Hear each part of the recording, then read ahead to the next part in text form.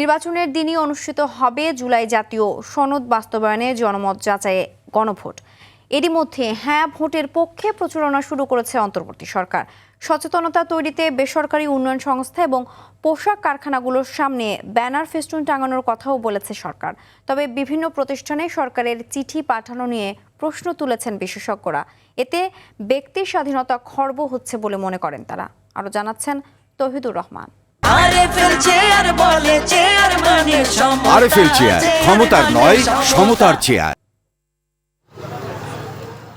গণভোটে হায়ের পক্ষে প্রচার কার্যক্রমের মুখ্য সমন্বয়ক হিসেবে জাতীয় ঐকমত্য কমিশনের সহসভাপতি ও প্রধান উপদেষ্টার বিশেষ সহকারী আলী রিয়াজকে দায়িত্ব দিয়েছে প্রধান উপদেষ্টার কার্যালয়। সরকারি নির্দেশনা অনুযায়ী বাস, ট্রেন, লঞ্চ, ফেরি সহ বিভিন্ন যানবাহনে প্রদর্শন করা হবে লিফলেট ফেস্টুন। সিটি কর্পোরেশন ও পৌর এলাকার জনবহুল স্থানে বসানো হবে ডিজিটাল বিলবোর্ড, ব্যানার ও ফেস্টুন। আমরা একটা সার্কুলার পেয়েছি প্রধান উপদেষ্টা কার্যালয় থেকে, সেটা হচ্ছে 5ই জানুয়ারি ওই ডেটে সাইন করা।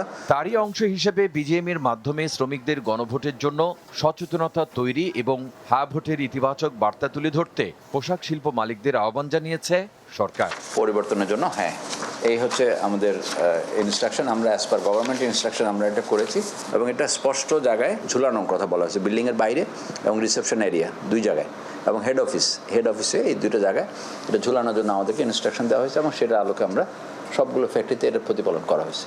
গণভোটের পক্ষে সচেতনতা তৈরিকে ইতিবাচক বললেও হ্যাঁ ভোটের পক্ষে সরকারের চিঠির সমালোচনা করেছেন সিপিডির এই গবেষণা পরিচালক। গণভোট সংক্রান্ত বিষয়গুলোকে প্রচার চালানো, অর্থাৎ গণভোট একটি হচ্ছে সেটা জনগণকে জানানোর বিষয়টি, সেটা সরকারি উদ্যোগে হতে পারে, কিন্তু গণভোটে হ্যাঁ ভোট দেওয়া বা না ভোট না দেওয়া এই ধরনের বিষয়গুলো খুবই অযৌক্তিক এবং এই ধরনের ক্ষেত্রগুলোকে যদি কাউকে চাপ দেওয়া হয় এবং সেটি আসলে প্রকারান্তরে তার সিদ্ধান্ত গ্রহণ প্রক্রিয়াকে বাধাগ্রস্ত করে। তবে রাজধানী সহ বিভিন্ন পোশাক কারখানায় গণভোট নিয়ে এখনো তেমন কোনো পোস্টার, ব্যানার দেখা যায়নি।